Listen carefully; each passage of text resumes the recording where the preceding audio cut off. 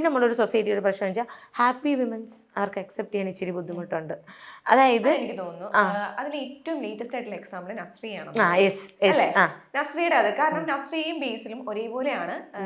കാരണം രണ്ട് hyper active ആയിട്ടുള്ള പക്ഷെ കോൾ ഔട്ട് ചെയ്ത ആരെയാണ്? നസ്രിയ. ആ ഒരു എനിക്ക് ഹാപ്പി വിമൻ ആ ഒരു കോൺസെപ്റ്റ് ഇല്ല. ഇപ്പോഴും നമ്മളെ സൊസൈറ്റിയിൽ മിക്കുള്ള ആൾക്കാരും വിചാരിക്കുന്നത് സ്ത്രീ എന്ന് പറയുന്ന ഒരാൾ ഞാനൊരു മറ്റേ ആണുങ്ങളെ താല്പര്യം അങ്ങനെയല്ല, പെണ്ണുങ്ങളും അങ്ങനെയാണ് വിചാരിക്കുന്നത്.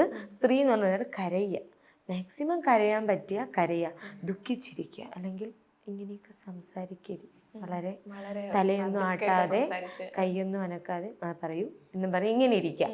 അതേസമയം നമ്മൾ കുറച്ച് അന്ന് ആക്റ്റീവായിട്ട് ഇപ്പം ഞാൻ ഇങ്ങനെ ഇരിക്കുന്ന അതേസമയം എൻ്റെ വൈബിലുള്ള എനിക്കറിയാമെന്നുള്ള ഒരാൾ വന്നാൽ കൗണ്ടറും കോമഡിയൊക്കെ പറഞ്ഞ് ചിരിച്ച് നമ്മൾ അങ്ങോട്ടും ഇങ്ങോട്ടുമൊക്കെ പറഞ്ഞ് ചിരിച്ച് ഭയങ്കര ഇതാവും, ബഹളം ഒച്ചപ്പാടാവും. അതങ്ങനെയാണ്, മനുഷ്യരങ്ങനെയാണ്.